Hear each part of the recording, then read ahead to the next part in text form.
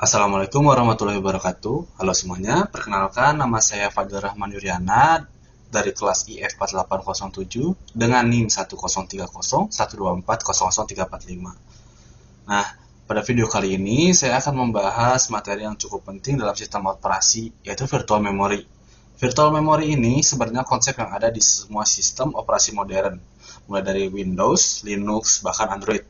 Dan menariknya, meskipun kita setiap hari memakai laptop atau HP, banyak orang yang nggak sadar bagaimana proses itu mengelola materi di belakang layar. Dalam video ini, saya akan membahas mulai dari konsep dasarnya, bagaimana hubungan antara virtual memory dan paging, bagaimana segmentation bekerja, mengapa sistem operasi modern menggabungkan segmentation dan paging, dan bagaimana TLB mempercepat sistem. Saya akan berusaha menjelaskan dengan contoh yang sederhana agar mudah dipahami.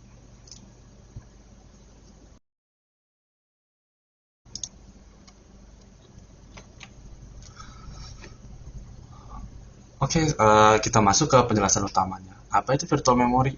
Nah, kita mulai dari pertanyaan yang paling dasar. Kenapa sih kita butuh virtual memory? Kita tahu bahwa memori fisik atau RAM itu punya kapasitas yang terbatas. Misalnya laptop mungkin punya 8 GB, 16 GB, atau bahkan ada yang 4 GB. Tapi aplikasi yang kita jalankan bisa saja total kebutuhannya itu lebih dari itu. Nah, virtual memory diciptakan untuk mengatasi dua hal utama. Yang pertama itu ada agar program merasa punya memori besar. Nah, dengan virtual memory, setiap progres diberikan ruang memori virtual yang sifatnya konsisten dan besar. Misalnya 4 GB untuk sistem 32 bit, padahal RAM aslinya mungkin cuma 2 GB.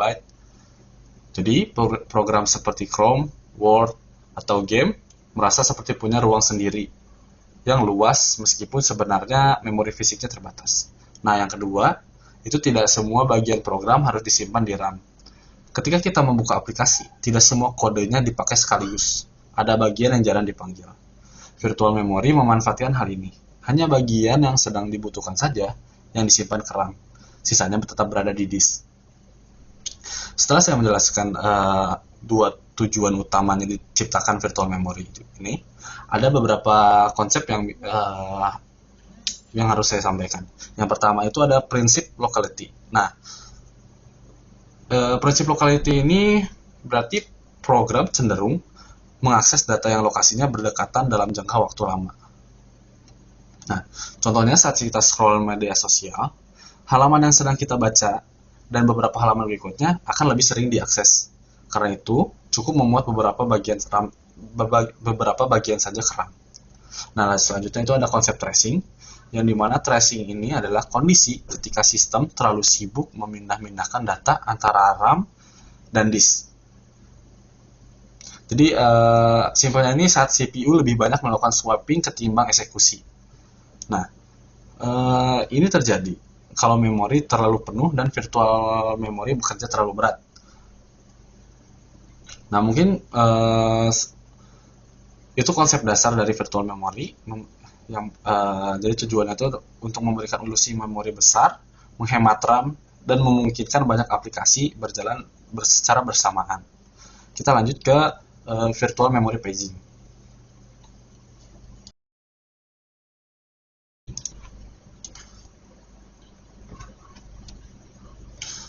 Nah, sekarang kita masuk ke paging.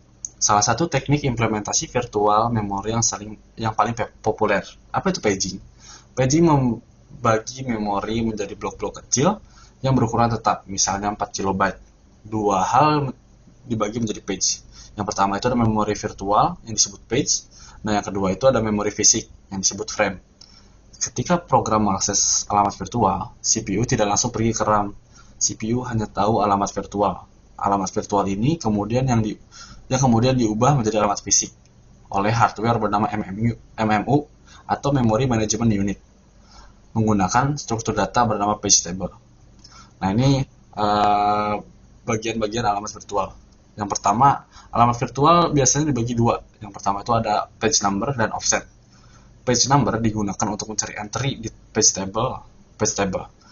Offset menunjukkan lokasi detail di dalam page. Di sini ada contohnya, dijelaskan contoh sistem 32 bit total virtual address 32 bit dengan kapasitas 4 kilobyte, 4 GB. Page size 4 kilobyte dengan offset 12 bit. Page number sama dengan 20 bit. Berarti ada 2 pangkat 20 per page. Page table entry-nya sama dengan 4 byte. Berarti ukuran page table-nya ada 2 pangkat 20 dikali 4 byte, yang dimana sama dengan 4 MB per proses. Nah, bayangkan kalau ada 20 proses, halaman page table saja sudah memakan 80 MB RAM. Nah, solusi yang diberikan itu adalah multi-level paging. Karena page table terlalu besar, sistem operasi memakai multi-level paging. Misalnya 2 level paging. Dengan cara ini, bagian page table yang tidak terpakai tidak dibuat, sehingga jauh lebih hemat memori dan hanya bagian yang aktif saja yang berada di RAM. Jadi intinya, paging itu bekerja seperti kamus. Alamat virtual diterjemahkan menjadi alamat fisik melalui 2 langkah.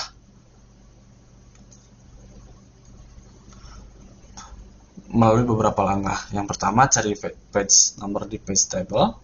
Yang kedua, ambil frame number, lalu gabungkan dengan offset menjadi alamat fisik. Dan terakhir, akses RAM. Ini adalah virtual memory yang paling banyak digunakan dalam sistem modern.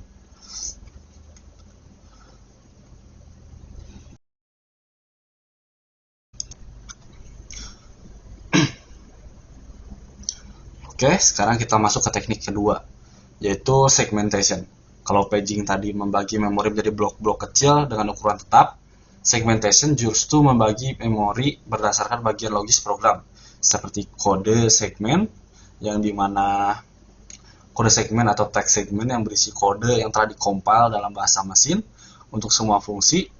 Jadi seperti hasil compile dari fungsi printf atau dan lain-lain. Terus setelah itu ada data segmen yang berisi semua variabel global yang telah diinisiasi nilainya. Lalu ada stack, heap, dan libraries. Nah, setiap segmen punya dua nilai penting. Yang pertama itu ada base atau alamat awal segmen di memori fisik, dan yang kedua ada limit, panjang segmen. Contohnya kode segmen mungkin 200 KB, data segmen bisa 50 KB, stack bisa 20 KB. Nah, kenapa segmentation ini digunakan? Karena segmentation lebih natural untuk manusia dan programmer. Struktur program yang memang berbentuk segmen seperti itu. Selain itu, proteksi lebih mudah. Segmen code bisa diberi read-only, segmen data bisa diberi write-write. Kelemahannya, nah untuk kelemahan segmentation sendiri, segmentation ini menimbulkan external fragmentation, yaitu ruang-ruang memori fisik yang kosong tapi tersebar, kecil-kecil dan tidak bisa digunakan.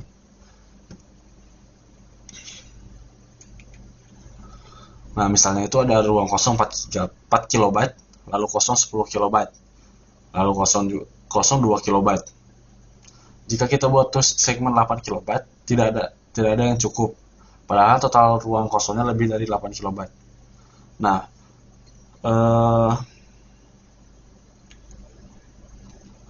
pada materi ini dijelaskan juga bahwa segmen table entry berisi base dan limit, serta atribut lainnya seperti permission. Nah, segmentation sendiri masih dipakai, tapi jarang digunakan sendirian karena masalah fragmentasi tadi. Makanya timbullah konsep penggabungan segmentation plus paging. Nah, segmentation plus paging ini akan kita bahas setelah ini.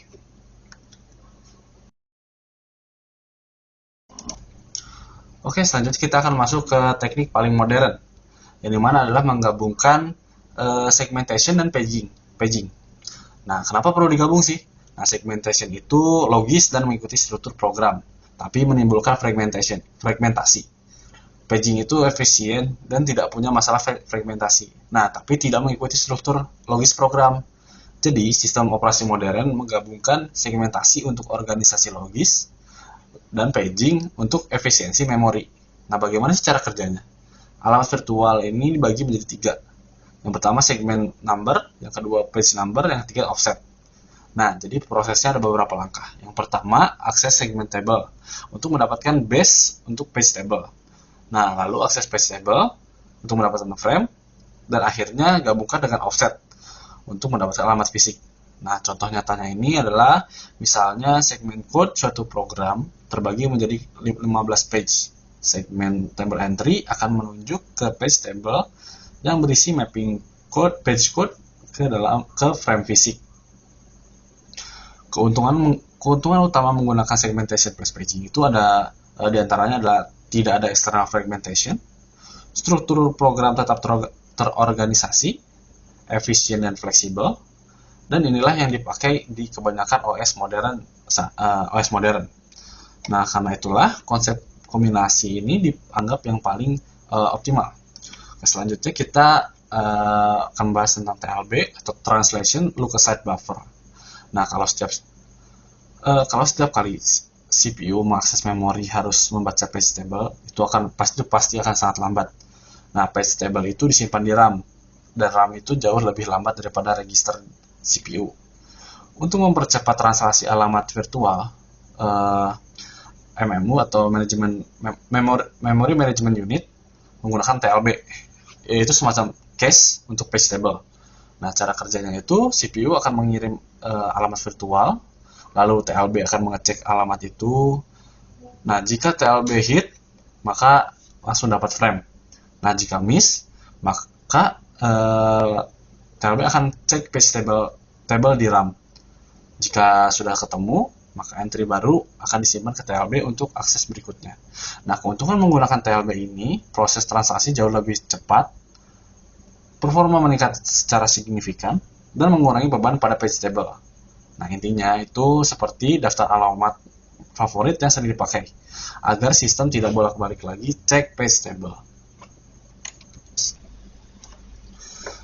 Baik, itu penjelasan lengkap tentang virtual memory, dimulai dari konsep awal, paging, segmentation, kombinasi keduanya, sampai bagaimana TLB membantu mempercepat transaksi alamat.